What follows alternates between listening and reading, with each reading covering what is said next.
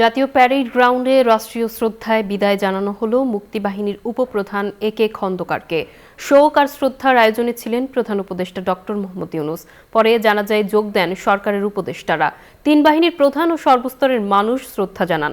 পরে ঢাকা সেনানিবাসের শাহীন কবরস্থানে সমাহিত করা হয় এই বীর মুক্তিযোদ্ধাকে। বিজয়ের মাসে বীরের বেশে এ যেন বীরেরই প্রস্থান। রবিবার সকালে লাল সবুজের পতাকায় মোড়ানো মুক্তিবাহিনীর উপপ্রধান একে খন্দকারের নিথর দেহ এলো ন্যাশনাল প্যারেড গ্রাউন্ডে। কুয়াশা ভেদ করে কফিনের সোনালী আভায় মুক্তিযুদ্ধের এই বীরকে জানানো হয় বিদায়। মহান এই মুক্তিযোদ্ধাকে রাষ্ট্রীয় সালাম ও গার্ড অব অনার সহ দেওয়া হয় সামরিক অভ্যর্থনা।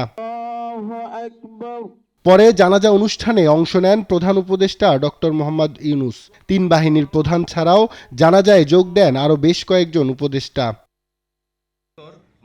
এ সময় বাবার জন্য সবার দোয়া চাইলেন ছেলে জাফরুল করিম Khandakar. He was the loveliest man. If you didn't know him, he loved fishing and he loved woodwork. This doesn't come out. And he loved food that my mom cooked.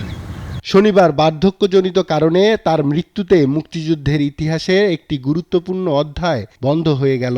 রাষ্ট্রীয়ভাবে এই বীরকে বিদায় জানাতে প্যারেড গ্রাউন্ডে 3টি হেলিকপ্টার দিয়ে ফ্লাইপাসে অন্তিম শ্রদ্ধা প্রদর্শন করা হয়। আব্দুল্লাহ মামুন, নিউজ 24, ঢাকা।